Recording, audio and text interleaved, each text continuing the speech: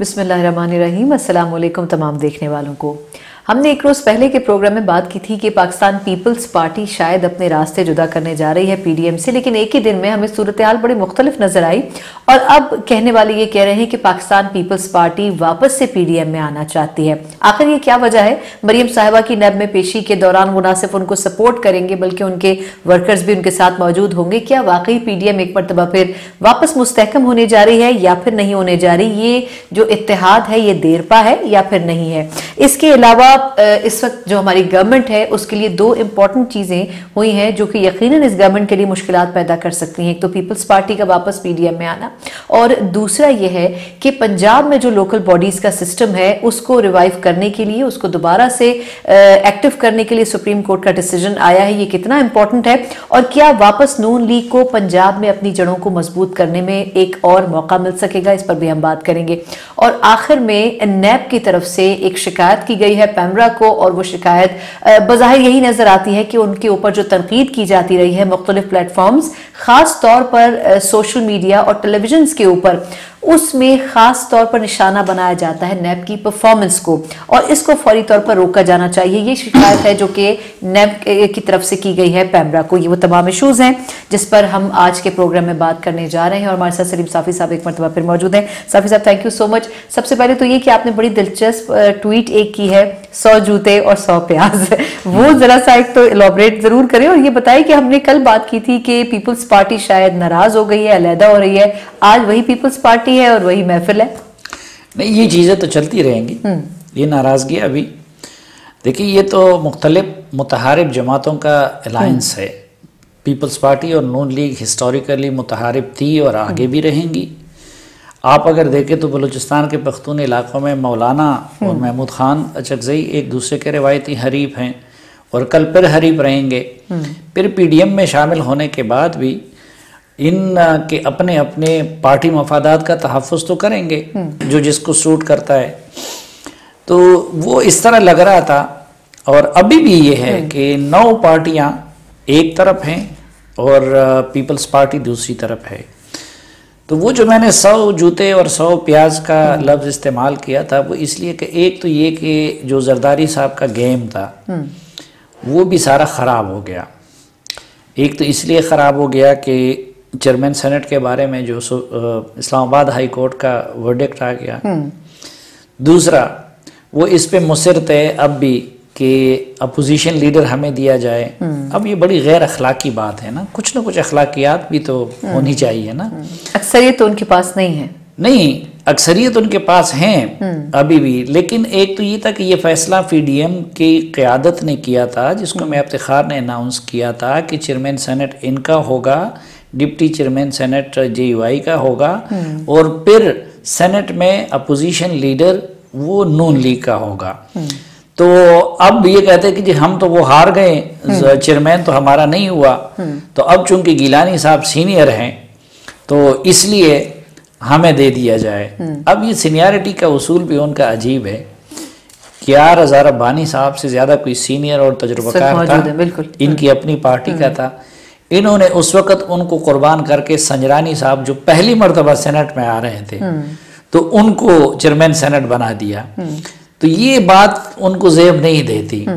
लेकिन एक तो ये कि उन्होंने अपने ये गुज़िश्ता 2 हफ्ते के रवैये से पीडीएम को भी बड़ा नुकसान पहुंचाया और हुकूमत ये तासुर देने लगी कि बस पीडीएम के गुब्बारे से तो हवा निकल गई और हाथ भी कुछ नहीं आया। अब जो बाकी अपोजिशन पार्टियां हैं, मसलन जेयूआई है, एएनपी है, किसी के साथ 1 सेनेटर है, किसी के जेयूआई के पास तो 5 है, महमूद खान अचकज़ई के पास 1 सेनेटर है, अख्तर मेंगर साहब के हैं। उन सब ने भी ये कह दिया कि नहीं, हम तो नून लीग के उम्मीदवार को वोट देंगे। यानी चेयरमैन सेनेट को उन्होंने कुछ ने कन्वे कर दिया, कुछ कन्वे कर रहे हैं कि जी हमारा अपोजिशन लीडर तो नून वाला होगा क्योंकि वो उस वादे को निभा रहे हैं। तो वो मामला भी उनका ख़राब हो गया। फिर आगे उन्होंने जो रोड मैप बनाया था या जो ख्वाब देखे थे कि उसके बाद पंजाब में अदम एतमाद ले आएंगे और फिर मरकज़ में ले आएंगे और बिलावल साहब वज़ीर आज़म बन जाएंगे, तो वो तो कुछ भी नून लीग और पीडीएम के बगैर नहीं हो सकता। फिर इन इक़दामात के बाद खुद उनके पार्टी वर्कर जितने मायूस हो गए और पार्टी के लोगों ने के सफ़ों के अंदर से जितनी तनकीद हो रही है, तो मैंने इसलिए कहा अब आखिर में उनके पास दो रास्ते हैं कि भाई अगर आप पीडीएम को छोड़ते हैं तो ये भी तो उनके लिए आसान नहीं है, अकेले भी स्टैंड नहीं कर सकते। पब्लिक में सारा मलबा उनके ऊपर गिरेगा, जो हुकूमत के खिलाफ नफरत है वो कहेंगे कि इसने पीडीएम के गुब्बारे से हवा निकाल दी। कल इन पे अगर फिर सख्ती आएगी तो इन पार्टियों में कोई उन पे एतबार नहीं करेगा, और आखिर में जो उनके मंसूबे थे पंजाब में अदम एतमाद के वो भी नहीं हो सकते, और चेयरमैन भी उनको नहीं मिला, और अब आगे जाके उनकी अगर केसों का मामला भी है तो कुछ दिनों में तो धड़ाधड़ वहाँ पे उज़ैर बलोच को बरी होने लगे, लेकिन जो सिंध केसों की मुंतकिली का मामला है वो भी अब सुप्रीम कोर्ट ने 1 महीने की तारीख डाल दी। तो मेरे ख्याल में इसलिए 2-3 दिनों से उन्होंने फिर मौलाना फजल रहमान से भी रब्ता किया, और कल आपने देखा कि मौलाना साहब ने खुद भी, माजरत आपकी बात काट रही हूँ, खुद भी तो ये कहा ना कि ये जो बचकाना सियासत हो रही है, क्योंकि मरियम साहिबा ने भी 1-2 ऐसे ट्वीट किए थे जिसमें उन्होंने बिलावल को इनडायरेक्टली टॉन्ट किया था, फिर बिलावल ने भी उसका इनडायरेक्टली जवाब दिया था। तो वो जो आपस में बयानबाजी थी वो भी तो चल रही थी ना दोनों पार्टीज की, तो एकदम से खामोश हो जाएगी। एक तो ये ना कि तंगामद बजंगामद वाले मामला है। अब पीडीएम की बाकी जमातें कहती हैं, अख्तर मैंगल साहब हैं, महमूद अचकजई साहब हैं, बाकी वो कहते हैं हम इसलिए तो नहीं बने इकट्ठे हुए थे आपके साथ कि भाई ये सिस्टम को मजीद मजबूत करें, और ये छोटी छोटी एक एक चीज के लिए कि ये मनसब तुम्हारा हो गया, ये हमारा हो गया। हम तो जो पीडीएम का पहला एलामिया है उसमें इस्टेब्लिशमेंट के किरदार को ख़त्म करना है, इस हाइब्रिड निज़ाम को ख़त्म करना है, इलेक्शन इस्लाहात करने हैं, पाकिस्तान के अंदर फ्री एंड फेयर इलेक्शन के लिए माहौल को उसका साजगार बनाना है। कहते हैं इधर आप लोग अपने जोड़ तोड़ में लग गए। अच्छा, फिर जरदारी साहब ने मसलन ये पीडीएम बनने के बाद कितनी चीज़ें की जिसको बाकियों ने माना, हालांकि उनकी एक हिस्ट्री भी थी। मौलाना के साथ सदारती इलेक्शन में बेवफाई की थी, मुस्लिम लीग नून की पहले वहाँ पर हुकूमत ख़त्म की, फिर इलेक्शन के बाद सारा पीटीआई का और इस्टेब्लिशमेंट के गेम को कामयाब किया था। उसके बाद वो कहते हैं मसलन पहले ये इस्टेब्लिशमेंट को पैगाम देने के लिए वो मोहसिन दावड़ को ले आए जो पश्तून तहफ़्फ़ुज़ मूवमेंट के हैं, उस पर मौलाना भी खुश नहीं थे, नून लीग भी, उन्होंने कहा हमने तुम्हारी खातिर उसको बर्दाश्त किया। अच्छा, फिर उनको जब मौलाना साहब निकाल रहे थे तो जरदारी साहब को चाहिए था और बिलावल को कि उन पर गैरत कर लेते कि भाई इनको तो हमने शामिल किया है, तो उनको के साथ भी फिर बेवफाई कर ली। फिर इन्होंने कहा कि जी हम सेनेट इलेक्शन में हिस्सा लेते हैं, बाकी सब ने इनके साथ मान लिया। फिर वो कहते हैं आपने पीडीएम से कोई मशवरा नहीं किया था और कुछ नहीं किया था, आप इलेक्शन कमीशन में गए और ज़िमनी इलेक्शन के लिए दरख्वास्त दे दी, हालांकि आप तो पीडीएम बनाया था कि आपने इस सेटअप को ख़त्म करना है। उसमें भी कहते हैं पीडीएम ने आप पे पर्दा रखा, और हम उस वक्त कह सकते हैं कि नहीं हम नहीं मानते, लेकिन आपने उनसे मशवरे के बगैर वो फैसला किया था, वो भी नून लीग ने भी मान लिया और इन्होंने भी मान लिया। फिर गिलानी साहब को कैंडिडेट बनाने का ये तो पीपल्स पार्टी का अपना फैसला था, पीडीएम से मशवरा नहीं किया था। उसमें भी पीडीएम कह सकती थी उस वक्त कि हमसे मशवरा नहीं किया गया, नून लीग कहते कि हम अपने कैंडिडेट ला रहे हैं। लेकिन अब जो वापसी हुई है उस पर कुछ कॉम्प्रोमाइज तो अब करेगी ना पीपल्स पार्टी, क्योंकि देखिए ओवरशैडो हो जाती थी ना, नून लीग ज्यादा आगे नजर आती थी पीडीएम में, नहीं तो वापस आके कुछ पीछे तो बैकफुट पर तो जाएगी पीपल्स पार्टी। जाहिर बात है कि पब्लिक में और मीडिया में तो उसका इमेज बहुत खराब हो गया, इसलिए तो मैंने कहा है ना कि 100 जूते और 100 प्याज भी, और अब फिर जो है पीडीएम की तरफ। अब मरियम के जो साथ अब उन्होंने कहा है कि हम इज़हार-ए-जहती के लिए जाएंगे और जेयूआई भी जाहिर सी बात है जाएगी, तो क्या कुछ जो पैचअप हो सकेगा दोनों पॉलिटिकल पार्टीज में? एक तो ये कि इस दौरान मौलाना फजल रहमान ने जो मियां नवाज शरीफ से और इनसे बातचीत की है, मुखालिफाना बयानबाजी पर भी पाबंदी लगा दी है, और फिर उन्होंने ये भी कहा है मौलाना ने उनको कि भाई तुम्हारी कमज़ोरी सिंध हुकूमत है, तो उन्होंने ये भी एक रास्ता दिया है पीपल्स पार्टी को कि ठीक है हम पहली फुर्सत में आपसे सिंध हुकूमत के ख़ात्मे का नहीं कहते, आप उसको कंटिन्यू रखें, लेकिन कौमी असम्बली के में ख़ात्मे में आप बाकी 9 जमातों का साथ दे दें। तो एक वो रास्ता भी दिया है।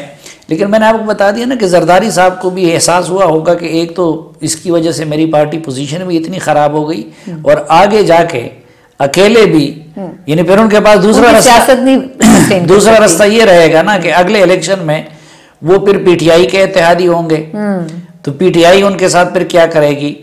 तो ये सारी जो चीज़ें हैं उसकी वजह से अब मेरे ख्याल में खुद भी उनको एहसास हो गया है कि मुझे वापस आना चाहिए, इसलिए पीपल्स पार्टी ने मरियम नवाज के साथ, हालांकि ये कोई ऐसा वो फैसला नहीं था, मरियम नवाज का ये भी माजी में पीडीएम बना था, लेकिन मरियम नवाज अगर पेश होती या और कुछ होता, लेकिन एक गुडविल के तौर पे, जेस्चर के तौर पर अब पीपल्स पार्टी लगता है कि वो वापसी का सफर दोस्ती का इजहार करना चाहते हैं, और शायद जो 4 अप्रैल को अपनी मीटिंग के बाद जो पीडीएम को जवाब देगी, तो कोशिश अब भी ये करेगी, यानी जरदारी साहब अब भी बाज नहीं आएंगे कि पीडीएम का वो जो धरने का मामला है और इस्तीफों का मामला है उसमें उनको पीछे, लेकिन अगर वो नहीं आते तो कुछ ना कुछ लचक फिर जरदारी साहब को दिखानी होगी। लेकिन ये तय हो गया कि वो पीडीएम के साथ अगर के साथ रहना चाहते हैं। चलिए ठीक है। अच्छा, इसी से कनेक्टेड एक चीज है कि अब गवर्नमेंट तो जब पीपल्स पार्टी फेड आउट हो रही थी तो उस वक्त ये एक्सपेक्ट करी थी कि अब इसमें इतनी जान नहीं रही इस पीडीएम में, जाहिर सी बात है वो वीक जरूर हुई थी उनके ना होने से। लेकिन एक तो अब वापस पीपल्स पार्टी का आना कितना इंपॉर्टेंट हो सकता है गवर्नमेंट के लिए भी, और साथ में ये जो बल्दियाती सिस्टम को वापस रिवाइव करने की बात डिसीजन आया सुप्रीम कोर्ट का, ये दोनों चीजें स्पेशली पंजाब को मद्देनजर रखते हुए कितनी इंपॉर्टेंट है। ना देखिए, वो तो हम पहले भी कहते रहे कि इस हुकूमत के लिए पहले भी ज्यादा पीडीएम या ये चीजें खतरा नहीं रही।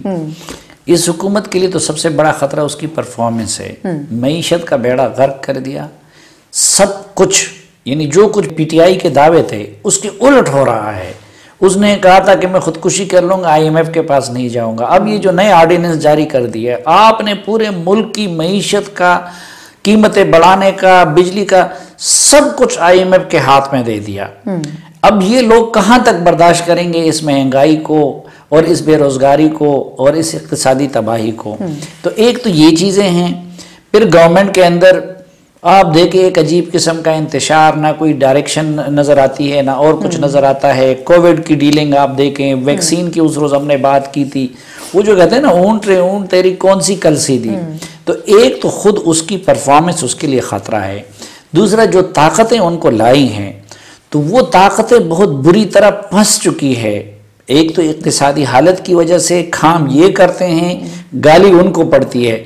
माजी में ये होता था कि जो भी इल्ज़ाम होता था तो वो अक्सर इस्टेब्लिशमेंट की गलती के हिस्से भी वो नवाज शरीफ या जरदारी को भुगतनी पड़ती थी। अब मामला उलट हो रहा है कि इस हुकूमत की सारी नाअहलियों की वजह से वो इल्ज़ाम उनको मिलता है। तो एक ख़तरा वो है। फिर जो पीडीएम का मामला था, मैंने आपको बता दिया था कि अगर जरदारी साहब इनके अंदर रहते हैं तो पीडीएम स्ट्रेंथ रहती है, लेकिन जरदारी साहब पीडीएम के बयानिए को कंप्रोमाइज्ड भी करते हैं। लेकिन अगर वो अलग भी होते हैं तो हुकूमत को कोई रिलीफ नहीं मिलना है। सिर्फ वक्ती तौर पर पीडीएम को सुबकी हुई कि बिफोर मार्च अब उनको जो कुछ करना होगा तो वो रमजान के बाद करना होगा, बल्कि वो ज्यादा हार्ड हिटिंग उस सूरत में फिर पीडीएम का जो बाकी जमातें होंगी वो ज्यादा हार्ड हिटिंग भी हो सकते हैं और उसमें ज्यादा फिर सख्ती भी आ सकती है। अच्छा, ये जो बल्दियाती जो सिस्टम है उसको रिवाइज करने की बात की है सुप्रीम कोर्ट ने, अब पंजाब में कितना अच्छा मौका मिल सकता है नून लीग को वापस स्ट्रेंथन होने के लिए? अब एक तो ये देखे ना कि यानी हम इनका कौन कौन सा कारनामा याद करें। ये आप पीटीआई के मंशूर में देखें, उस जगह हम ऐसा बल्दियाती निज़ाम लाएंगे, हम ऐसा बल्दियाती निज़ाम लाएंगे। किया इन्होंने क्या, यानी वो जो हमेशा ये जो इलेक्टेड गवर्नमेंट्स होती हैं ये पसंद नहीं करती लोकल गवर्नमेंट को। लेकिन देखिए नून लीग की हुकूमत में भी लोकल गवर्नमेंट के इंतखाबात हुए, ठीक, और उन्होंने बर्दाश्त भी किया। और पीपल्स पार्टी के तौर में मसलन सिंध में कराची की हुकूमत एमक्यूएम के पास थी, ठीक है, तंग करते रहे लेकिन आखिरी वक्त तक उन्होंने उसको बर्दाश्त किया पीपल्स पार्टी ने। जब उसका टेन्योर ख़त्म हो गया तो तभी वहाँ की लोकल गवर्नमेंट ख़त्म हो गई। इन्होंने आते ही, ये अभी मैं देख रहा था कि खैबर पख्तूनख्वा में 28 अगस्त 2019 को लोकल गवर्नमेंट ख़त्म हो गए हैं और उसके बाद अभी तक इन्होंने दोबारा इलेक्शन नहीं किया। और कहते हैं कि जी उधर जो नया निज़ाम बना रहे हैं, बड़ा उसका ड्रामा वो किया है इन्होंने, लेकिन उससे ज़िली हुकूमत को सिरे से निकाल दिया है। सिर्फ तहसील और जो नया निज़ाम बनाया है और विलेज काउंसिल तक मामले को ले गए हैं। लेकिन ये पीटीआई की सारी हुकूमत में डिस्ट्रिक्ट गवर्नमेंट नहीं है, सारा इख्तियार ब्यूरोक्रेसी के पास है। फिर पंजाब में इन्होंने ये किया कि क्योंकि वो नून लीग की हुकूमत में हो गए थे तो आते ही इन्होंने अब देखे 5 मई 2019 को वो इलेक्टेड गवर्नमेंट्स खत्म कर दी वहां पे। हालांकि उसका दौरानिया वो तो चूंकि इलेक्शन से कुछ अर्सा पहले इंतखाबात हुए थे और उनका जनवरी 2022 तक उनका दौर है। अब भाई जिस तरह आप इलेक्ट हुए हैं और आप तो एक मैनेज्ड इलेक्शन के नतीजे में इलेक्ट हुए हैं, लेकिन उनका इलेक्शन तो इस इलेक्शन से बहुत ज्यादा शफाफ था। तो आपने उसी दिन उनको खत्म किया और आके वो इंतजाम सारा अपने डिप्टी कमिश्नरों के सपुर्द किया। लेकिन आज जो सुप्रीम कोर्ट ने डिसीजन दिया तो वो जाहिर बात है कि इस हुकूमत के मुंह पे एक थप्पड़ है और लगता है कि अब और उसमें काफी पंजाब मार्क्स भी दिए में बुजदार साहब की मुश्किलात, क्योंकि उसमें कई जो डिस्ट्रिक्ट नाजिमीन है या चेयरमैन है वो तो मुस्लिम लीग नून के हैं और सुप्रीम कोर्ट का ऑर्डर आ गया। तो अब जनवरी 2022 तक तो उनका दौर है भी, ये दरमियान में तो इन्होंने इतना अरसा जाया कर दिया। अच्छा, बलूचिस्तान में भी यही किया है इन्होंने। बलूचिस्तान में भी बल्दियाती इदारे नहीं हैं। उधर वो जाम साहब ने वो कह दिया था कि जी, हालांकि इलेक्शन कमीशन ने शेड्यूल उधर अनाउंस कर दिया नए इलेक्शन के लिए और आज से यानी 2019 में उधर से ये हाई कोर्ट में गए कि जी हम नया कानून ला रहे हैं। आज तक वो जाम साहब नया कानून लाएंगे। तो जो पीटीआई के मंशूर में जिस चीज पे सबसे ज्यादा जोर दिया गया था कि हम ऐसा निजाम लाएंगे, लोकल गवर्नमेंट को बाइख्तियार करना तो जाए भाड़ में, उसको इफेक्टिव ही नहीं कर सके। इन्होंने आज तक यानी इस पूरे अरसे में हर जगह ब्यूरोक्रेसी के सपोर्ट किया है। इस वक्त ना लोकल गवर्नमेंट्स ना पुख्तनख्वा में हैं, ना सिंध में हैं, ना बलूचिस्तान में हैं और ना पंजाब में थी। लेकिन जिस तरह पंजाब का कह रहे हैं आप, जिस तरह, तो इस तरह तो डायरेक्टली इफेक्टेड होंगे ना नून लीग के लोग। अगर वापस आएंगे तो फिर तो क्लैश हो जाएगा पावर्स का एक तरह से। नहीं, वो तो होगा। आप देखना ही है कि बुजदार साहब का उनके साथ कैसे रवैया रहता है। बिल्कुल ठीक। लेकिन अगर कानून पे चलते हैं तो कानून में दोबारा उनकी हैसियत है। बुजदार साहब खुद इतने फंक्शनल कहाँ है, वहां तो चलाने वाले गवर्नमेंट को बहुत से लोग हैं। तो वो ब्यूरोक्रेसी का और उनका इलेक्टेड नाजिमीन का मैच होगा, इधर बुजदार का मैच होगा। लेकिन पहली बात तो ये कि इनके लिए तो बहुत बड़ा धचका है। इसलिए तो खान साहब आज कोरोना और क्वारंटीन के बावजूद जो है मीटिंग कर रहे हैं, उन्होंने मीटिंग कर ली। तो ये उनके लिए धचका तो है और आगे भी जाके अब इनको बाकी इलेक्शन कराने होंगे। और इस माहौल में जब ये, क्योंकि सुप्रीम कोर्ट ने तो साथ ये भी वो ऑर्डर दे दिया है कि बाकी सूबों में आप क्यों इलेक्शन नहीं कराते। तो ये पाकिस्तान में जो कल्चर है ना कि आप जमहूरियत का नाम लेते हैं, अपने लिए इख्तियारात समेटते, इसकी असल वजह क्या है? ये बाकी सब बहाने हैं। उधर इनके एमपीएज नहीं चाहते।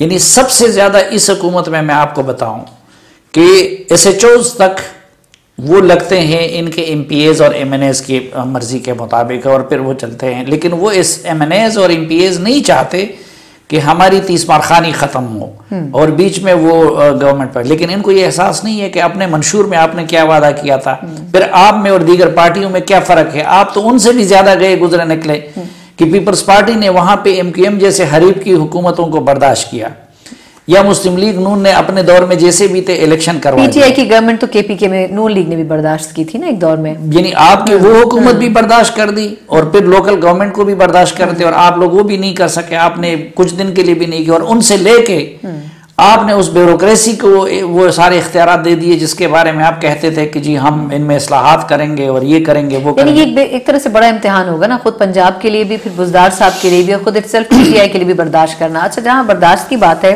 तो हम बहुत से इदारों पर तनकीद करते हैं। अभी जिस तरह मैंने इब्तिदाइये में कहा कि आपकी बर्दाश्त है मेरे इतने लंबे लंबे जवाब सुनने की। नहीं, अगर आपकी सही बात है तो बिल्कुल जरूर मैं भी सुनूंगी और लोग भी सुनेंगे। लेकिन जो इदारे होते हैं, खासतौर पर एहतसाबी इदारे, उनकी तो बर्दाश्त भी बहुत होनी चाहिए। ये जो नैब है, इसके ऊपर मेरा ख्याल है कि हर खास आम तनकीद करता है इसकी परफॉर्मेंस पे भी, जिस तरीके से ये लोगों के ऊपर हाथ डालते हैं। अब नैब अगर ये शिकायत लेके पैमरा में पहुंच जाए तो क्या इसको जस्टिफाइड करार देंगे? देखिए, ये तो जब से ये खान साहब की हुकूमत आई है ना, तो उनकी कोशिश यही है कि एक तो ये कि सारे इदारे उनका टूल बने रहे और नैब तो उनका टूल है। और मैं बार बार ये बात कहता हूं कि इस नैब को इमरान खान साहब कुछ मवाद के जरिए ब्लैकमेल कर रहे हैं। तो जो इदारे जो इदारा खुद ब्लैकमेल हो रहा है, और लोग समझते हैं कि शायद सिर्फ वो चेयरमैन नैब का मवाद है। सिर्फ चेयरमैन नैब का नहीं है, जिस किस्म का मवाद पहले भी हमने उसमें उसके तर्जुमान का मवाद भी है, उसमें डीजी लाहौर का मवाद भी है। इसीलिए जो है इमरान खान साहब उनको ये शहजाद अकबर के जरिए बिल्कुल इशारों से चला रहे हैं, नंबर 1। नंबर 2, ये जो चेयरमैन नैब ने कहा है, अब उसको पैमरा के जरिए कि चैनलों से कह दिया कि जी वो हम पे तनकीद कर रहे हैं और हमारा काम मुश्किल बना रहे हैं। तो चेयरमैन नैब साहब, आपको पहला खत सुप्रीम कोर्ट और हाई कोर्टों के खिलाफ लिखना चाहिए, क्योंकि दर्जनों मरतबा वो हो गया कि सुप्रीम कोर्ट कहीं कमेंट्स हैं, कहीं क्या है जजेस के, कि वो कहते हैं कि तुम पॉलिटिकल इंजीनियरिंग के लिए इस्तेमाल होते हो। जो भी इनका डिसीजन ऊपर कोर्ट्स में जाता है, उधर जजेस जो है वो नैब की ऐसी तैसी कर लेते हैं। तो सबसे ज्यादा तनकीद तो आप पे आला अदलिया की तरफ से हो रहा है, तो फिर तो आप क्या उनकी खामोशी के लिए भी खत लिखेंगे? और मीडिया में तो कुछ भी तनकीद नहीं हो रहा है। और ये नैब जो है हो तो फिर फायदा क्या खुद इस नैब का बाकी लोगों को मीडिया इस तरह छोड़ता है। आपके स्कैंडल्स आ गए, मीडिया अगले दिन से खामोश हो गया, सब चीजें उसकी गायब, किसी और ने खामोश कर दी। आप रोज ये जुल्म कर रहे हैं, आपने मुल्क की मईशत का बेड़ा गर्क कर दिया। आपने किस मसलन ये मुझे बताएं कि चलो सियासतदानों को एक तरफ रहने दे, आपने फवाद और अहद चीमा के साथ जो कुछ किया, उनको वो जिंदगी कौन लौटा दे? या क्या ये कौम अंधी है, ये मीडिया वाले अंधे हैं? आपने खुद क्या जावेद चौधरी को बताया था कि अब दोनों तरफ हवाएं चलेंगी और मैं अगर फलां को ये करूं। हुकूमत की कोई चीज आपको नजर नहीं आती, आपको रिटायर्ड जनरल्स की कोई चीज नजर नहीं आती, और इधर से आके दिन ब दिन ये अभी आप देखें कि ये फिर कहता है कि मैं इसके लिए इंजीनियर। आपने 26 मार्च की तारीख क्यों रखती मरियम नवाज को बुलाने के लिए? इसलिए कि पीडीएम ने 26 मार्च वो अपने मार्च के लिए तारीख दी थी। जब उधर मामलात किसी पार्टी के दुरुस्त हो जाते हैं तो आप भी उनको छोड़ देते हैं, जिसके खराब हो जाते हैं। और फिर ये भी कि माजी में ये जो नवाज शरीफ और इन्होंने जो सख्त लहजा इस्तेमाल करना शुरू किया है, इतने अरसे ये मरियम नवाज आपके पास रही, तो जो इन्वेस्टिगेशन करना था आपने उस वक्त कर लिया था। बिल्कुल। आपके पास कौन है जो उस वक्त नहीं रहा था? और खुद आप पे तो सबसे ज्यादा तनकीद यही चेयरमैन नैब था, और ये नैब था ना जब इलेक्शन करते रहे। बिल्कुल, जब इलेक्शन से पहले वो नहीं रहे, तो इनकी ऐसी तैसी तो रोजाना इमरान खान साहब करते रहे। और सिर्फ इलेक्शन से पहले नहीं, बल्कि इलेक्शन के बाद जो एक मरतबा हमारे वजीर आजम साहब के लाडले प्रिंसिपल सेक्रेटरी आजम खान साहब के एक लाडले ब्यूरोक्रेट हैं, वो गिरफ्तार किया उनको नैब ने, डीजी आर्काइव्स है खैबर पख्तूनख्वा में। तो अगले दिन इसी इमरान खान साहब ने नैब के खिलाफ ट्वीट दे दी। बिल्कुल। तो आपने उनके एक बंदे को छेड़ा था, और ये बाकी तो कुछ लोग ऐसे थे, अगर आप हमें अलीम खान की मिसालें देते हैं या बाकी, वो तो खुद खान साहब बुजदार का रास्ता रोकने के लिए जो भी बुजदार को चैलेंज करता तो वो आके खान साहब उनको नैब से गिरफ्तार करवा लेते। बुजदार साहब इतने प्यारे क्यों थे उनको? बुजदार साहब इतने प्यारे क्यों हैं उन्हें? वो किसी और को प्यारा है। चले, ये नैब जो है ना, जब कभी इस मुल्क में से ये एहतसाब हुआ तो सबसे ज्यादा एहतसाब पहले खुद इस चेयरमैन नैब का और इनके लोगों का होगा, नंबर 1। नंबर 2, इस वक्त ये सिर्फ पॉलिटिकल इंजीनियरिंग का नहीं, बल्कि नैब पाकिस्तान में ब्लैकमेलिंग का भी सबसे बड़ा इदारा बन गया है। उसके लोग भी लोगों को ब्लैकमेल करते हैं, उसके हुक्काम भी लोगों को ब्लैकमेल करते हैं। लेकिन ये तो मियां साहब के दौर से है ना, उस वक्त पीपल्स पार्टी यही शोर करती थी। हाँ, मियां साहब के दौर से ये तो उन्होंने अपने अपने दौर में उसका खमियाजा भुगत रहे, लेकिन उन दोनों पार्टियों ने नैब को इस्तेमाल नहीं किया। मसलन आप बताएं, पीपल्स पार्टी के दौर में नैब ने कितने लोगों को गिरफ्तार किया था, या नून लीग के दौर में उसने पीटीआई के कितने लोगों को गिरफ्तार किया था। उनका जोर पीपल्स पार्टी पे ज्यादा रहा। यही चेयरमैन नैब था, वो ज्यादा से ज्यादा उस वक्त तहसीलदारों को पकड़ देते थे, इसको पकड़ देते थे। और मैं आपको ये बताऊं कि ये नैब धोखेबाज भी है, ये धोखा भी देती है। मसलन मीर शकील रहमान को पहले, इससे पहले आपके इस वक्त हम देख रहे हैं दर्जनों लोगों के, हुकूमतों के कि उनका इंक्वायरी स्टेज भी गुजर जाता है, उनका इन्वेस्टिगेशन का भी गुजर जाता है, कंप्लेंट भी गुजर जाता है, रेफरेंस तक भी चला जाता है। मसलन बाबा रवान साहब का रेफरेंस के स्टेज तक चला गया था, उनको गिरफ्तार नहीं किया गया। इसी तरह आजम खान साहब का BRD के मामला बहुत सारे वो इंक्वायरी के स्टेज तक चले जाते हैं, उनको गिरफ्तार नहीं करते। तो पाकिस्तान अभी तक नैब की तारीख में ये नहीं था कि आप कंप्लेंट के स्टेज पे बंदे को गिरफ्तार करें, और कंप्लेंट भी नैब का अपना नहीं है। मसलन सना मिर्जा ने लग के सलीम साफी के खिलाफ एक एप्लीकेशन दी है, तो मीर शकील के साथ तो इन्होंने यही किया। वो धोखा नहीं था कि आपके कानून में, आपके निज़ाम में नहीं है, और आपने उसको, तो एक तो लोग अब इसलिए भी डरते हैं, मसलन अब बज़ाहिर मरियम नवाज की गिरफ्तारी का कोई वो नहीं बनता था, और वो हाई कोर्ट ने उनको वो दे दिया। अब तो हाई कोर्ट ने बहरहाल उनको जमानत वो दे दी, लेकिन उससे पहले तो उनको ये भी था कि भाई ये तो धोखा देने वाले नहीं, भाई कहीं उधर जाके मुझे गिरफ्तार करे। और तीसरा, इन्होंने एक मैसेज दे दिया कौम को कि ये नैब न शराफत की जुबान समझती है, न कानून की जुबान समझती है, ये नैब सिर्फ और सिर्फ ताकत और ब्लैकमेलिंग की जुबान समझती है। इसलिए अब ये सारी सियासी जमातें मिलके जो इनके इंतकाम के शिकार है, वो भी इनके खिलाफ ताकत का मसलन ताकत का मुजाहरा करेंगे। खान साहब तो माजूर कह चुके हैं ना ट्वीट करके कि जो सियासतदान खुद पेश हो रहे हैं, जो ब्यूरोक्रेट खुद पेश हो रहे हैं। मसलन मैंने आपको बता दी ना कि मीर शकील तो बाहर से आके गिरफ्तारी के लिए उन्होंने वो कर दिया। बहुत सारे सियासतदान बार बार पेश रहे हो जब भी इनकी तलबी होती है, लेकिन ये ढज उनको पकड़ लेते हैं। उसके मुकाबले में मौलाना फजल रहमान ने कह दिया कि मैं नहीं मानता इनको, और चलो आप आके कर लें मुझे गिरफ्तार।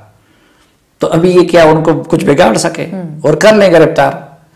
तो ये बाकी सियासी जमातों को भी मैसेज मिल गया कि एक जब ये ताकतवरों के साथ कुछ नहीं कर सकता, तो इसलिए ये अब आगे जाएगा ये मामला, और सारी जमातें जो है वो इसी तरह ताकत का मुजाहरा करेंगे। और मैं तो इस चीज पे हैरान हूं कि जिस इंतकाम और लोगों की इज्जतों से खेलने के कल्चर को रिवाज दिया गया, तो मैं हैरान हूं कि रिटायरमेंट के बाद और इस हुकूमत के खात्मे के बाद कुछ पता नहीं, की पोजीशन क्या पता नहीं इन लोगों के साथ क्या होगा। चलें, बिल्कुल ठीक है, बहुत शुक्रिया।